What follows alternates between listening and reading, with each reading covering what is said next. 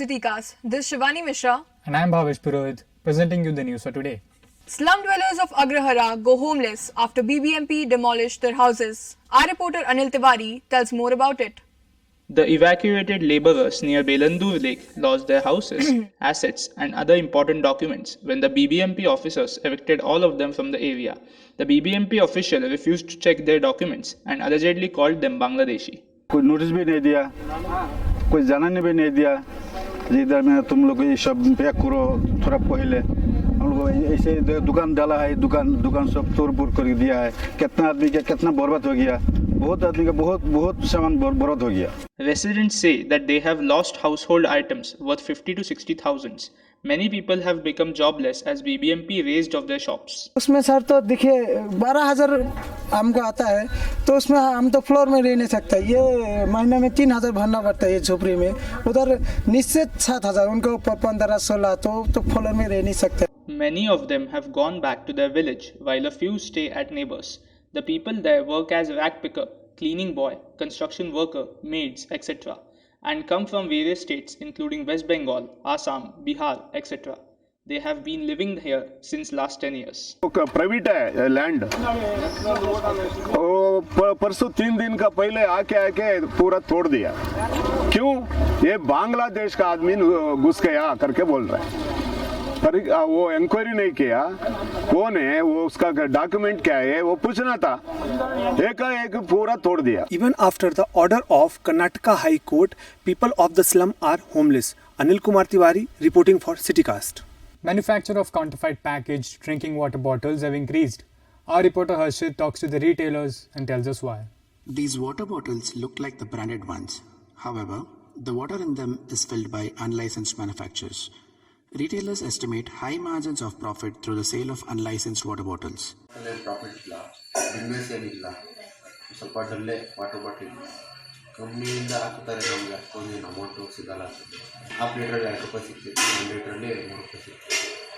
Reports from FSSAI show the water contains tasted chlorinized water. Water is filled from the borewells by fixing a chlorine filter to normal taps, which gives flavor of the ROU water, which has mineral taste. ಅನ್ಲೈಸೆನ್ಸ್ ಅಲ್ಲಿ ಅವ್ರಿಗೆ ನೋಡಿ sir, ಇವಾಗ ಏನಾಗುತ್ತೆ, cheap and best ಅಲ್ಲಿ ಕೊಟ್ಬಿಡ್ತಾರೆ. ಕಾರಣ ಇಷ್ಟೇ, ಒಬ್ರು ಲ್ಯಾಬ್ ಟೆಕ್ನಿಷಿಯನ್ ಇಟ್ಕೊಬೇಕು ಅಂದ್ರೆ ಅವ್ರಿಗೆ ಮಿನಿಮಮ್ ತುಂಬಾ ಕಡಿಮೆ ಅಂದ್ರೆ ಒಂದು 16,000 to 17,000 ಸ್ಯಾಲ್ರಿ. ಒಂದು ಕೆಮಿಸ್ಟ್ರಿ, ಒಂದು ಬಯಾಲಜಿ, ಇದೆಲ್ಲ ಉಳಿಸೋದಕ್ಕೋಸ್ಕರ ಆ ತರ ಮಾಡ್ತಾರೆ. The main manufacturing units of legal manufacturers are shut due to the increased distribution of fake watermark water bottles. ISI ಇರುತ್ತೆ, ಅವ್ರಿಗೆ ಇರಲ್ಲ. ಇವಾಗ ಐಎಸ್ಐ ಇದ್ರೆ ಏನಂದ್ರೆ ಎನಿ ಟೈಮ್ ರೇಟ್ ಬಂದ್ರೆ ಗೌರ್ಮೆಂಟ್ ಅವರು ಅವ್ರಿಗೆ ಎಲ್ಲ ಚೆಕ್ ಮಾಡಕ್ಕೆ ಇದಿರ್ಬೋದು. ಇವ್ರ ಅಥಾರಿಟಿನೇ ಇಲ್ಲ, ಇವ್ರದ್ದು ಏನಿಲ್ಲ ಅಂದ್ರೆ ಯಾರಿಗೂ ಗೊತ್ತಾಗೋದು ಇಲ್ಲ ಅಲ್ಲಿ ಇತ್ತೆ ಪಾಯಿಂಟ್ ಅಂತ. Food Safety Department requests customers to verify the ISI mark on the water bottles before purchasing them. This is Harshit reporting for CityCast. Bangalore has the most number of cases reported for dowry harassment. Our reporter Bhavesh Purohit with more about that. National Crime Record Bureau shows 81% of dowry harassment cases in Indian metropolitan cities are registered in Bangalore. In 2018, 52 people died in Bangalore due to dowry harassment. Most of these victims belong to poor families. ಮದುವೆ ಆದಮೇಲೆ ನನ್ನ ತಂಗಿಯಿಂದ ಅವಳ ಅತ್ತೆ ಕಡೆಯವರು ಅವಳಿಂದ ವರದಕ್ಷಿಣ ಕೇಳಕ್ಕೆ ಶುರು ಮಾಡಿದ್ರು. ಮದುವೆ ಆದ ತಕ್ಷಣ ಅವಳ ಜೊತೆಗೆಲ್ಲ ಚೆನ್ನಾಗಿ ನಡೆಸಿದ್ರು, ಆದರೆ ಆಮೇಲೆ ಅವಳಿಗೆ ಕಾಡಕ್ಕೆ ಶುರು ಮಾಡಿದ್ರು. ಅವ್ರ ಕಬರ್ಡ್, ಸ್ಕೂಟರ್, ಫ್ರಿಡ್ಜ್ ಇದೆಲ್ಲ ವರದಕ್ಷಿಣಾಲ್ ಕೇಳಕ್ಕೆ ಶುರು ಮಾಡಿದ್ರು. Police say there is a need of setting up an anti-dowry wing. We have not been running any anti-dowry programs as such because we have been busy with other work over there. It's definitely a social evil, or the young men who are getting married should stand up and condemn this practice. NGOs working with victims of dowry harassment say that the harassment is mental and the victims are often the entire family. When it comes to the mental state of affairs, the woman and her family suffer exponential damages. Strict enforcement against dowry harassment cases must be passed. In 2018, 692 cases were registered under the Dowry Prohibition Act in Bangalore, which is the highest among every major city in India. This is Bhavesh Purohit reporting for CityCast. It's time for a short break. We'll be right back with more stories. A helmet on your head will keep you from a hospital bed. Welcome back. Withdrawing cash from the ATM is still not easy for the differently abled. Our reporter Archita talks to them and tells us why is it so.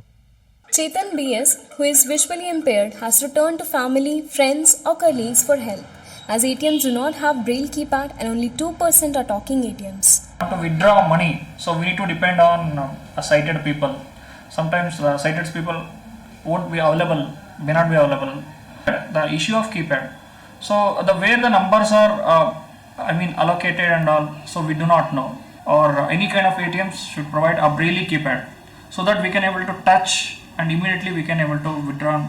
Some of the ATMs are even on first floor or has stairs to enter. It is a barricade to the physically challenged ones. There must be ramps to make it easy for them. RBI directions say all banks should convert all existing ATMs as talking ATMs with braille keypads, also ATMs with ramps, so that wheelchair users and disabled can access them. Till date, only 1% is being executed. Actually, the thing is, initially these ATMs, everything was linked to branch. Now it is outsourced. But still it is not come into existence. If there was anything, we would have got anything. But in the branch, we have separate counters to serve them, like those kind of a person. But still in the ATM, still no updates on that. Talking ATMs come with their own problems. The sound is very low, making it impossible to hear without headphones. The instructions also seem to be complicated. Even though the business is digitalized, still a lot of places require cash. Even though keypad has dot, it doesn't mean that we may not be able to operate the ATM machines, because since it is not voice enabled, lots of the solutions are there. It is not taken it or integrated to the machines.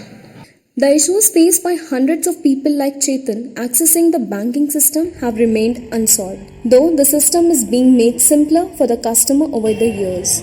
Reporter Archita Srivastav reporting for CityCast. The suicide prevention helplines are facing shortage of volunteers and resources. Our reporter Srijata tries to find out more. Some of these helpline numbers are run by private hospitals and some by NGOs. The founders of these helpline numbers are disappointed at the lack of government-run helpline numbers. We would happily extend the time, extend the hours and the days. Now we would even include Sunday also, if we are able to get more volunteers and we get better place and resources to have the center. Some of them also have problem getting permanent volunteers. There's a shortage of trained counselors. We take people who are interested in counseling and train them, and they don't stick on to you for a long time because there are a lot of opportunities available. Doctors say that regularly running helpline numbers are important as the patients are already at risk. Someone is calling through the helpline. The person is definitely wanting to resolve certain doubts and issues in the head, which is causing the suicidal ideation and thought. The helpline is not functional at the time, and they may actually attempt suicide. The number of callers varies from time to time, with 2 to 3 callers to even 30 callers per day. To handle the problem, the founders of the helpline numbers suggest that government can form a body with like-minded people and ask them what kind of resources they need. This is Srijita Sen reporting for CityCast. Delay in the construction of the bridge on Cambridge Road has slowed down traffic. Our reporter Muskan Agarwal tells us how it affects the commuters.